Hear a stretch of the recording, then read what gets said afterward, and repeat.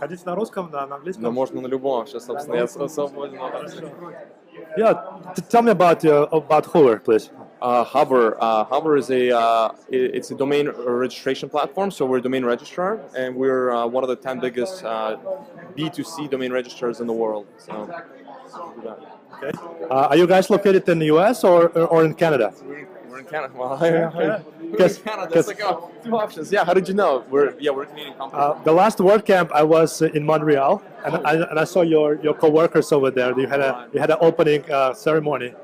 Right. And this is very interesting for us because I noticed you offer domain names at very good price, and you do not charge right now for like a privacy settings. Yes, it's free. It's always free because we believe that privacy should be a free feature. It's one of our beliefs as a brand.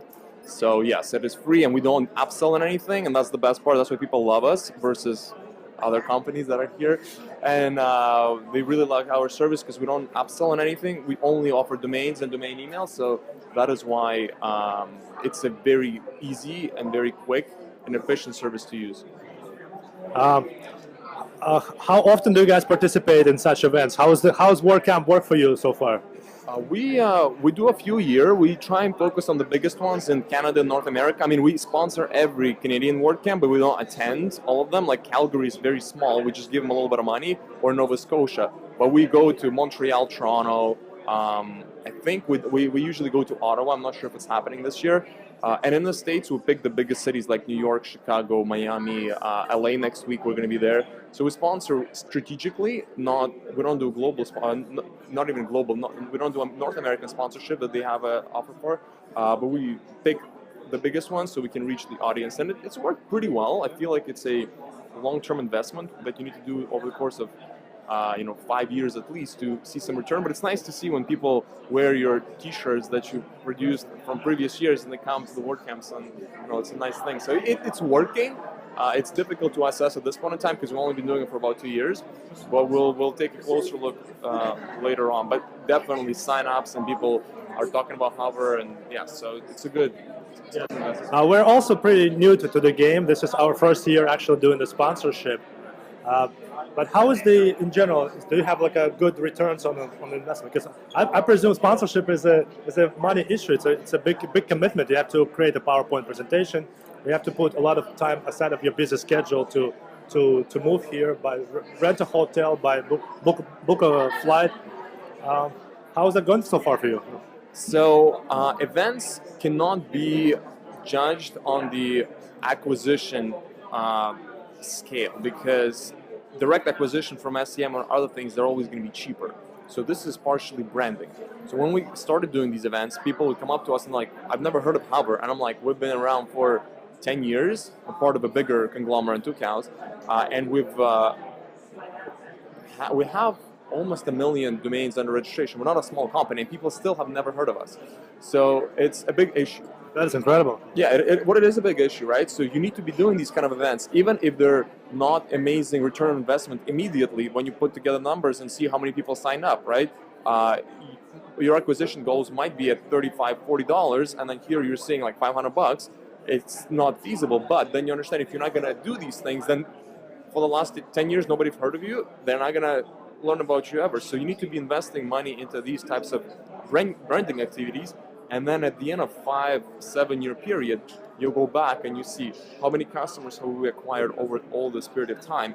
Did the business grow? Because if you look at it, we sponsor 5 events and let's judge.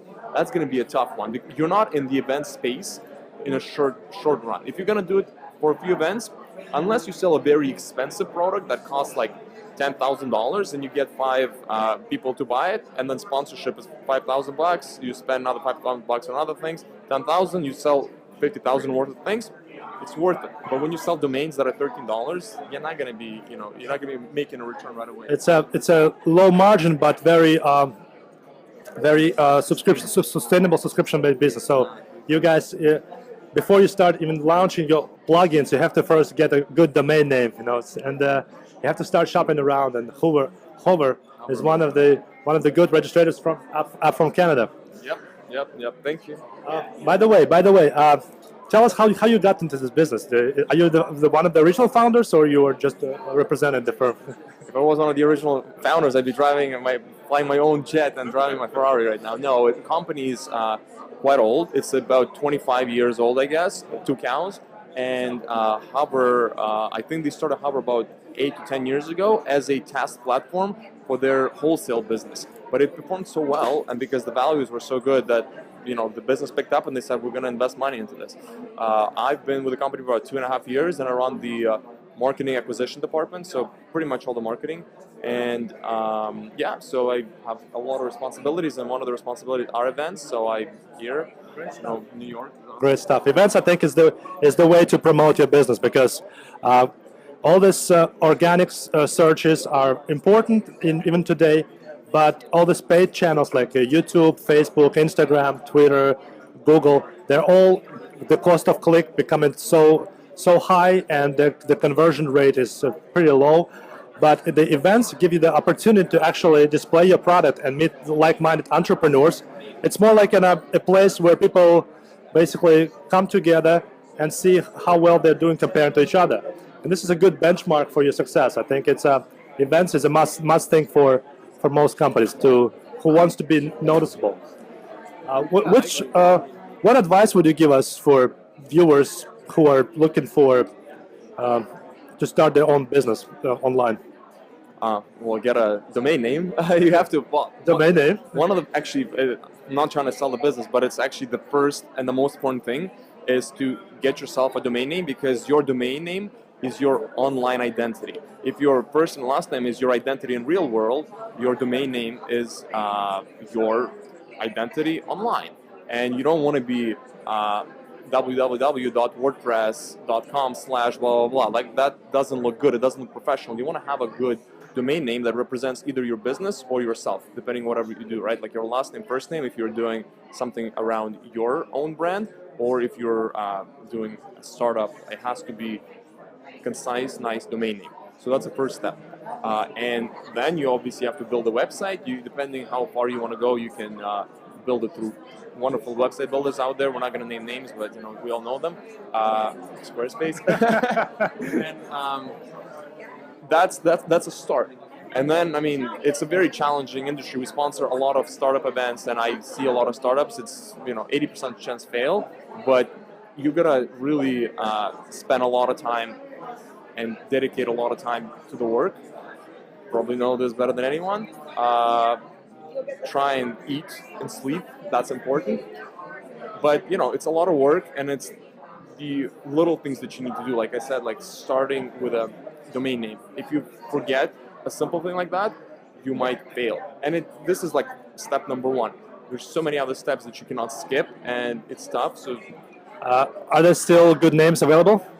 Of course. And what's the best part is that if .com is taken, there's so many extensions right now, like .design, .art, .tech, right?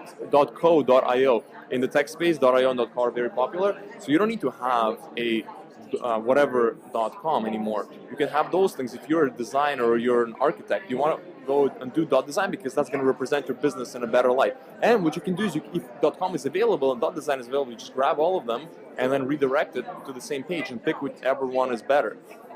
You can also, if you're doing something about yourself, you can do .me.